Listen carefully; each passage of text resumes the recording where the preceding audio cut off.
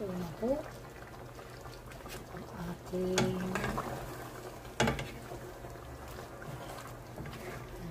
chicken here.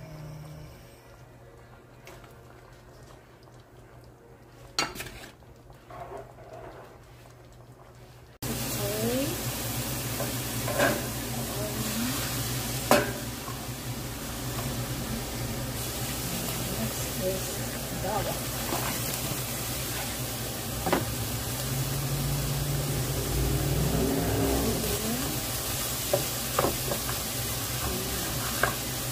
Ito yung paano pinhit ko yan. Medyo nag-fry ng konti. Ganda natin ito. Okay. 2 minutes. Ayan. Pwede na ilagay yung paa. This one.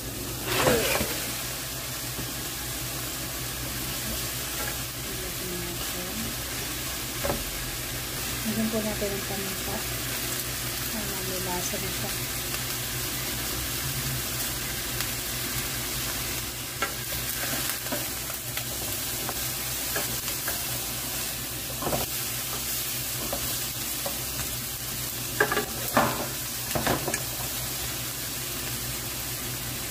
Something salt.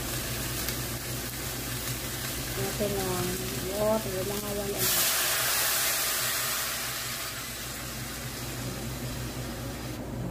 Dagdagan natin ang konti. Nile-level lang yung ano niya para kasi sisip-sip yung kayo. Sauce. Ayan. Itsahin na lang po natin para hindi maalat. And oyster. Itsahin lang po natin.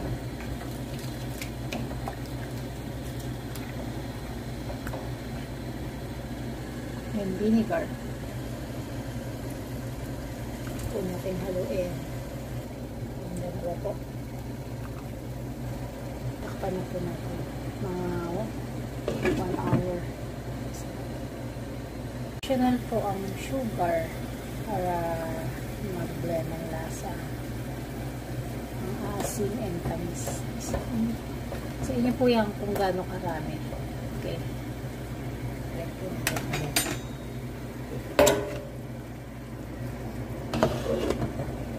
5 minutes. Wow. This was this sa mga optional lang naman po.